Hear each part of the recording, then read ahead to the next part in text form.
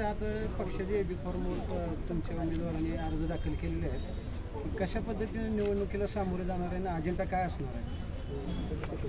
आम्ही आता मागील 5 वर्षामध्ये लोकांनी आम्हाला लोकनियुक्त नगराध्यक्ष म्हणून निवडून तर दिलंच, पण खाली बहुमत आम्हाला नव्हतं.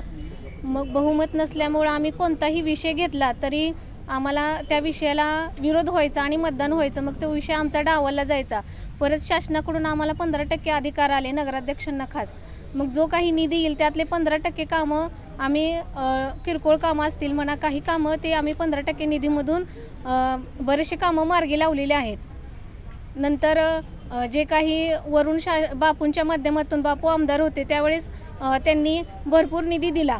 त्यामधून सुद्धा आम्ही सांगोला शहराचा बराचसा विकास केलेला आहे. आणि परत 2 वर्ष आम्हाला असा विरोध करण्यात गेला. 2 वर्ष परत कोरोनात गेले आणि काही काम करता आले नाहीत.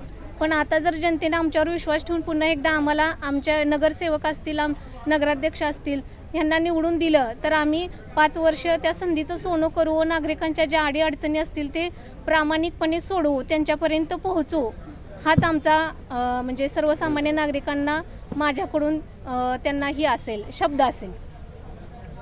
ही निवडणूक माहितीतून होणार का कसं? आज याबद्दल माहितीबद्दल संभ्रम अवस्था आहे, त्याबद्दल काय सांगता? अजूनही चित्र काही स्पष्ट झालेलं नाही, ते काय आम्ही सांगू शकत नाही.